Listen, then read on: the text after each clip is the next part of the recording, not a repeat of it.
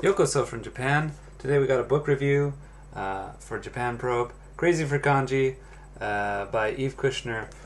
It's a very big book. It's a lot bigger than your standard.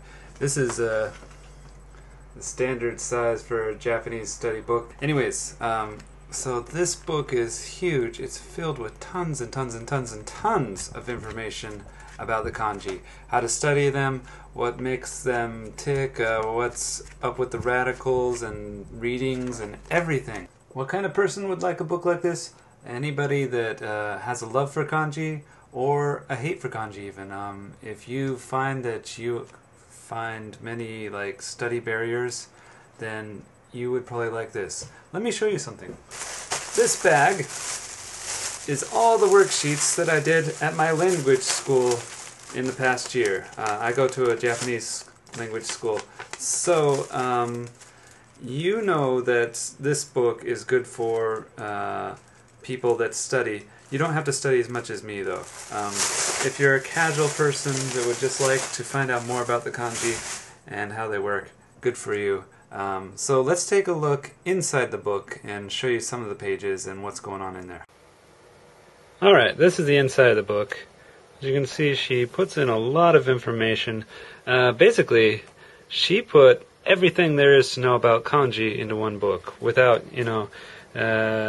she fell short of putting every single last kanji into the book, but we think we can forgive her for that. So there's all kinds of tidbits of information. These little boxes give you even more. And there's pictures often with examples of kanji in real life, and she explains those. Lots of charts, and just everything you could want to know about the kanji. A couple of problems. For example, you like my pink markers? Okurigana. It doesn't come until page 39, so that's a bit late, in my opinion.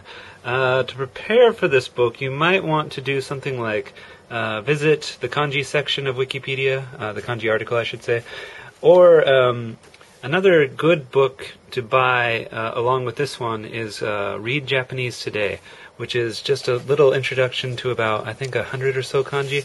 I read it way back, maybe around 2000, and the kanji in that book stuck with me for a long time. I didn't come to Japan until 2005.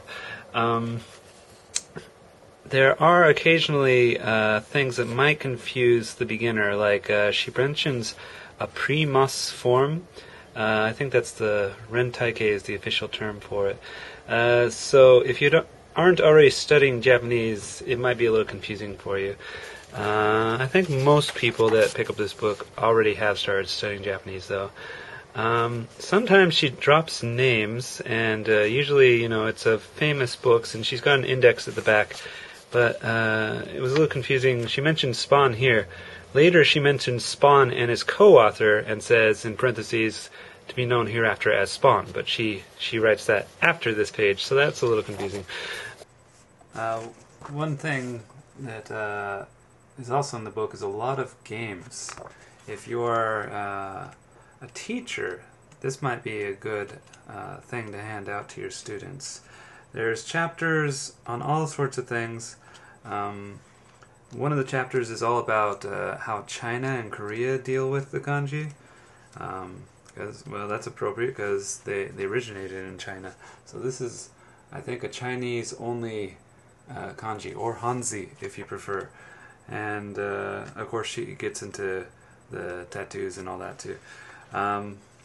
Yeah, so like I said, if you want to get just tons of good ideas about how to study kanji and what makes them work, pick this up, alright? I will provide links at the blog post, so be sure to go there. What's that little one? Oh, it says the video is over, so you should just buy it already and we'll see you later. Oh, no, I know.